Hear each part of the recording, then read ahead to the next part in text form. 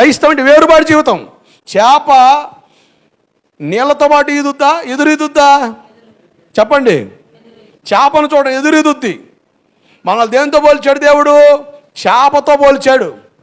అంటే చేపకున్న గుణం ఏంటంటే ఎదురీదుద్ది. మన లోకానికి ఎదురెదాలి, లోకంతో కలిసిపోకూడదు, లోక పోకడ మనలో ఉండకూడదు, లోక పద్ధతులు మనలో ఉండకూడదు, లోక ఆచారం మనకు కనబడకూడదు, ఎదురేదాలి. ఈడేంద్ర పెద్ద ఎదురు మతం లాగా ఉన్నాడు అంటారు. ఇది పెద్ద ఎదురు మతం లాగా ఉన్నాడు, ఎడ్డి పెడితే అంటే వాస్తవం వాక్యం అట్ట చెప్తుంది. మరి ఏం చెప్పాం? దేవుడే చెప్పాడట అట్ట ఉండమని. అట్ట ఉంటేనే మనం ప్రభు కొరకు నిలబడగలుగుతాం, మన భక్తిని కాపాడుకోగలుగుతాం, ఆత్మీయతను కాపాడుకోగలుగుతాం, పరిశుద్ధంగా ఉండగలుగుతాం, నీతిగా ఉండగలుగుతాం, యథార్థం ఉండగలుగుతాం. నలుగురితో నారాయణ కులంతో గోవిందంటే నీ భక్తి జీవితం తొంగలో తొక్కినట్టే. నరకానికి ఈడ్చుకొని పోతాడు సైతాన్ గాడు. నువ్వు నరకానికి వెళ్ళిన దేవుడికి ఇష్టం లేదు. జ్ఞానం కలిగి నడవాలని దేవుని వాక్యం చెబుతుంది. తిమోతి 2వ పత్రిక 3:14.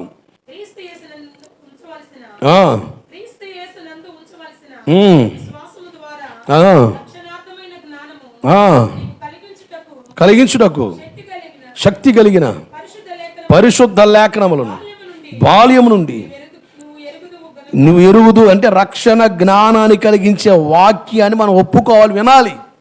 ఈ వాక్యాలు ఏమిటి? రక్షణ జ్ఞానం పెంపొందిస్తాయి. నీకు రక్షణ జ్ఞానం ఉండాలి. ఇందాక చెప్పా, రక్షణ ఆనందం కొరకు ప్రార్థన చేయాలి. 2 రక్షణ జ్ఞానం.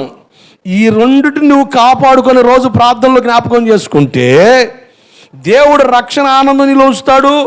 రక్షణ జ్ఞానం నీకు ఇచ్చి ఈ లోకంలో ఎలా బ్రతకాలో దేవుడు నీకు అడుగులేయడం నేర్పిస్తాడు. సమయోచితమైన జ్ఞానం, సమయోచితమైన నడక, సమయోచితమైన నడిపింపు దేవుడు ఇస్తాడు.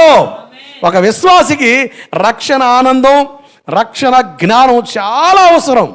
ఈ 2 లేకపోతే మాత్రం నువ్వు ఎన్ని సంవత్సరాలు భక్తి చేసినా బురదలో దొరలే పందిలాగానే ఉండిపోతావు. కానీ శుభ్రం చేయబడి నీ బతుకు మార్చుకున్న గొర్రె పిల్లలాగా ఉండలేవు, దొడ్డిలో ఉండలేవు. కనుక జాగ్రత్త.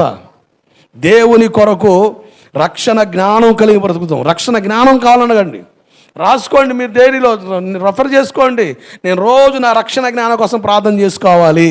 రక్షణ ఆనందం నాకు ప్రభు అని ప్రార్థన చేయాలి. రక్షణ ఆనందం నాకు నిలుపు ప్రభు అని ప్రార్థన చేయాలి. రక్షణ ఆనందం నేను పోగొట్టుకోకూడదు. రక్షణ ఆనందం పోగొట్టుకున్నావా ప్రార్థనకు రావు. ప్రార్థన అంటే అసలు ఏదో ఏమొదలే తర్వాత వెళ్దాంలే అట్ట అయిపోద్ది. కారణం ఏంటంటే రక్షణ ఆనందం లేదు.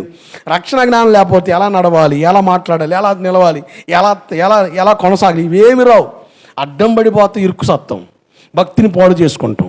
కనుక ఈ 2 అనుభవాలు గుండా దేవుడు మనల్ని కట్టి బలపరచునుగాక. ఆమేన్.